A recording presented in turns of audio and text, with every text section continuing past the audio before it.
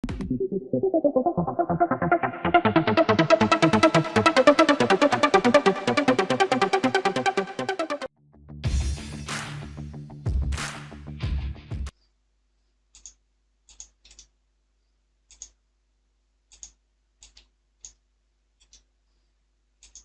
ఒక్కొక్కటి డిలీట్ చేస్తే చాలా టైం పడుతుంది.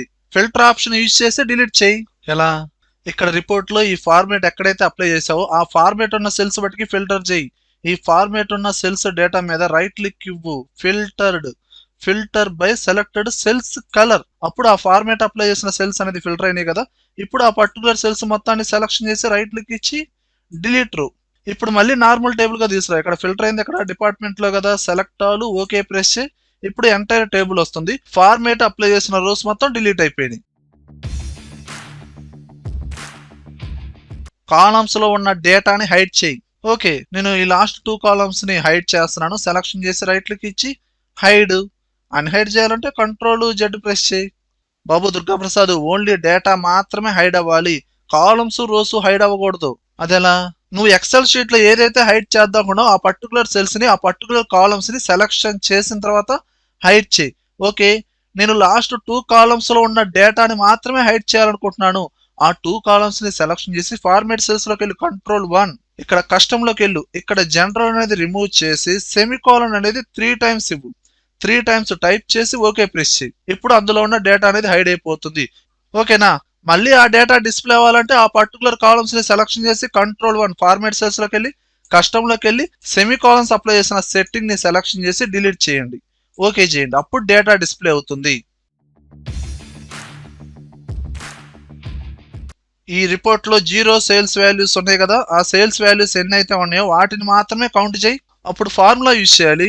ఆ ఫార్ములా అనేది ఈ రిపోర్ట్ మధ్యలో ఈ ఫార్మేట్ ఉన్న ఈ సెల్ లో అప్లై చేయాలి. రేంజ్ మధ్యలో ఫార్ములా ఎలా అప్లై చేస్తామో అవ్వదు. చూడు, ఇప్పుడు ఇక్కడ నేను ఫార్ములా అప్లై చేస్తున్నాను. కౌంట్ ఇఫ్ ఫార్ములాను యూజ్ చేస్తున్నాను. Equal to count if selection చేశాను, ట్యాప్ ప్రెస్ చేశాను. ఆటోమేటిక్గా ఫార్ములా మొత్తం తీసేసుకునేది. ఎంటైర్ రేంజ్ మొత్తాన్ని సెలక్షన్ చేశాను. కామా కౌంట్ చేయాల్సింది 0 సేల్స్ వాల్యూస్ కాబట్టి డబుల్ కోట్స్ ఇస్తున్నాను. డబుల్ కోట్స్ స్టార్ట్ చేసి 0, మళ్ళీ డబుల్ కోట్స్ ఎండ్ చేశాను, క్లోజ్ చేశాను, ఎంటర్ ప్రెస్ చేశాను. ఎర్రర్ వస్తుంది. నేను చేసి చూపిస్తాను చూడు. నువ్వేం చేస్తావంటే ఫార్ములా అనేది అప్లై చేయి. నేను ఇప్పుడు అప్లై చేస్తున్నాను సేమ్ ఫార్ములా కౌంట్ ఇఫ్. ఇప్పుడు ఈ ఫార్ములా అప్లై చేసావు కదా, ఎంటర్ ప్రెస్ చేయి. ఎర్రర్ వస్తుంది. ఇక్కడ నువ్వు ఫార్ములా అప్లై చేసావు కానీ రిజల్ట్ అనేది రాలేదు. ఓకే, ఇప్పుడు నువ్వు డైరెక్ట్ గా ఫార్ములా ట్యాబ్ లోకి వెళ్ళు. మాన్యువల్ గా ఫార్ములా అప్లై చేయి. మాన్యువల్ గా అప్లై చేయాలంటే ఫార్ములా ట్యాబ్ లో క్యాలిక్యులేషన్ ఆప్షన్స్ లో ఇక్కడ మాన్యువల్ లో పెట్టుకో. ఆటోమేటిక్ లో ఉండకూడదు, మాన్యువల్ లో పెట్టుకో. ఇప్పుడు ఈ ఫార్ములా ఎడిట్ చేసి ఎంటర్ ప్రెస్ చేయి. అప్పుడు ఫార్ములా అనేది వర్క్ అవుతుంది.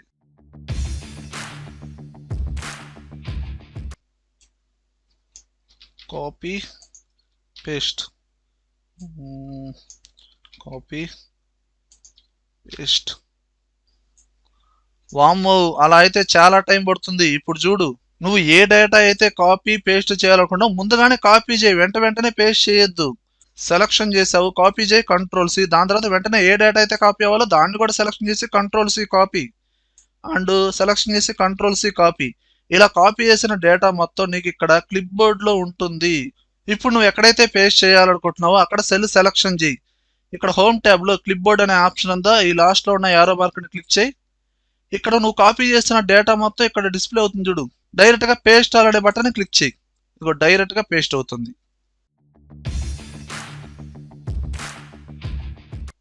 ఇప్పుడు నేను అడుగుతాను, కాలమ్స్ లో ఉన్న డేటాని మూవ్ చేయి. ఓకే, ఇప్పుడు ఈ డిపార్ట్మెంట్ ఉన్న కాలం మూవ్ చేస్తున్నాను. సెలక్షన్ చేశాను, డైరెక్ట్ గా ఇదిగో మూవ్ చేస్తున్నాను. అలా కాదు, ఈ డి కాలంలో ఉన్న డేటా బి కాలంలోకి మూవ్ చేయాలి.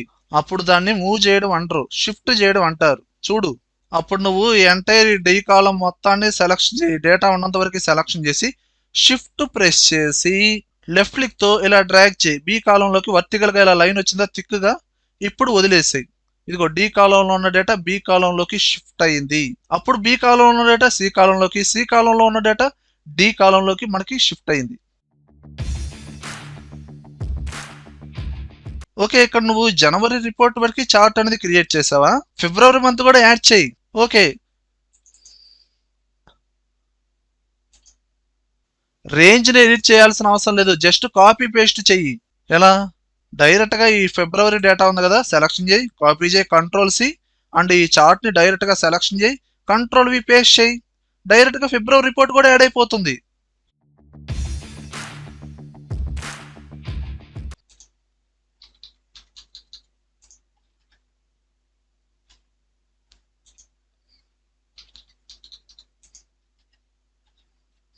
ఎన్నిసార్లు కిందకి స్క్రోల్ చేస్తూ ఉంటావు? టోటల్ సేల్స్ వాల్యూ టాప్ లో పెట్టు.